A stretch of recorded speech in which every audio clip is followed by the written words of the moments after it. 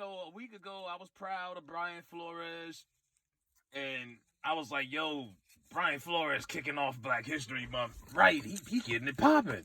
He hits the NFL with this lawsuit, has a really good point, because we all know about how the Rooney Rule is just a sham and a dog and pony show to convince the public that the NFL gives minority candidates a real chance.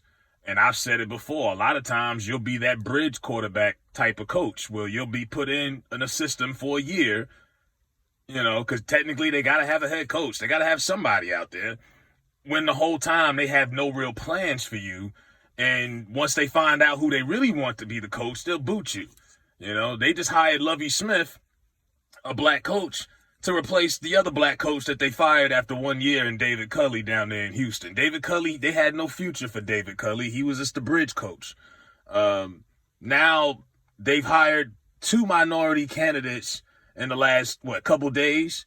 You think that's a coincidence? Or did the NFL good old boys come together, have a meeting and say, look, one of you guys got to hire one of these black coaches. We got too much fire on us. We got to do something. Because now everyone's bringing up the obvious, and they're bringing up the systemic racism of the hiring process in the league. And like the NFL, I'll say this, I hate the business part of it, but we love football, so we watch still. Majority of us, because we love the product. Not necessarily the business, but the football aspect I love. I still watch because I like the game. But we already know what it is. Now, Flores put out Belichick's text messages. He's been calling everybody out. I didn't like the fact that Hugh Jackson came out and people were like, yo, that's good. I'm like, no, if anybody would have gave you credibility, it would have been Mike Tomlin from the Pittsburgh saying something, but he didn't say anything. But Hugh Jackson, when Flores said that he was being told he was for bribery, they were going to bribe him and pay him $100,000 for each game that they lost on purpose. Here comes Hugh Jackson. Oh, well, they did that in Cleveland. I said, but bro, that was 2018. You should have been said that. Don't F this up and come out of nowhere and make this story, seem fraudulent. Please, just stay out of it. And then here comes Al. Good old Al Sharpton, the $6 million salary man. Oh, man, this just took this whole story has just become a joke now on all levels.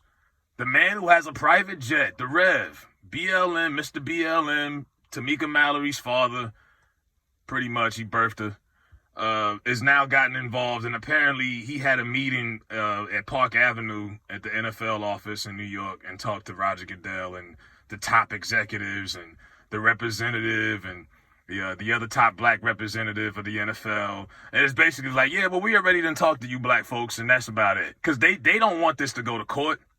And even though it should, it's kind of hard to prove that they're racist just by looking at the coaching hire. But the real good thing that Brian Flores had that going for him is the fact that the bribery thing that they're, trying to pay you to off games.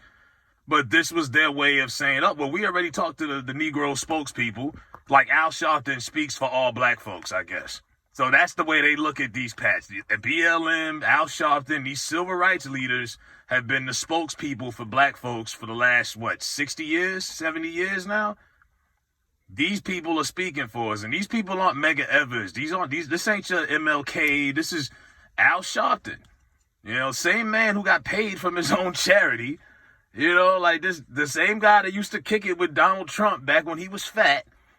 And he is the spokesperson for black America in their eyes. And they think because they had a conversation with Al Sharpton, which I'm sure he got paid for, because Al Sharpton don't come out the house for free. And that's the way they're going to chalk this up and move on. Now, I don't know how they're going to handle these other accusations Brian Flores has assumed as far as, getting paid off games. But this is how they're going to handle this race situation. They hired 2 black head coaches. They made Houston pick up Lovie Smith, who I didn't even know still wanted a job. When's the last time Lovie Smith was a head coach? It's been a minute. They just pulled Lovie Smith out their ass. I said, hold up, Lovie Smith?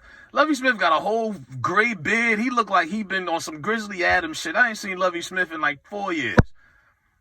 Good, congratulations. I hope they serious and Houston has a real plan for Lovie Smith. Even though that roster's a mess and David Culley wasn't a great coach, but he did everything he could with that terrible roster.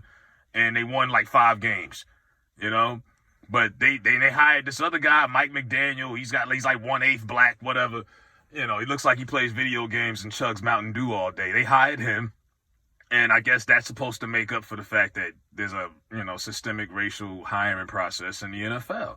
And that the Rooney Rule is bullshit. But we already knew that. But Al Sharpton just makes this whole thing a joke. And I really hope this doesn't end up being like a Kaepernick type of thing where they make a parody out of this and drag this out. Because Brian Flores had a real good point. And now the momentum is shifting. And now they're shifting the narrative. Sooner or later, he's going to come across as the bitter old disgruntled ex-employee, the bitter old man, the angry black man. That's how they're going to paint him. Watch. Now, they've already washed their hands with it. As far as the NFL is concerned, we talked to the black people's leader, Al Sharpton, and them, and we're going to make something work, but you're not going to do anything. We all know that meeting was completely unproductive. Probably wasn't even no meeting. They probably met, got the check, and said, okay, now we're going to tell the people we talked about this, that, and this. I mean, look at the statement. That statement looks like a whole bunch of nothing went on in this meeting. What meeting? Y'all didn't talk about anything. Al was sitting there combing his hair, and they put together something. And Jay-Z and all that, this whole thing is a sham. I just want to, let's play football. I mean, if it was that simple, it was like, we just want to watch football. But when you bring Al Sharpton out, I couldn't do nothing but just, man, disappointment. What a joke. Can't never have nothing. Like I said, the NFL is too powerful, and this is one of the easiest things you could do is just, let's just interview Al Sharpton and say, and Al Sharpton has been hustling race for years, working with white folks in higher power to convince the public, to black people that, we're doing this, we're doing that. Like, you've been talking for years. Where's the production? Where's the results, Al? We see the Learjets, we see the limos, we see we see all of this. Where's the work? Because you just talking. Ain't no change gonna happen from no meeting between you and the NFL bosses. That ain't gonna get nothing solved. We all know that. As long as an old white man is in power, nothing is gonna change racially in America, period.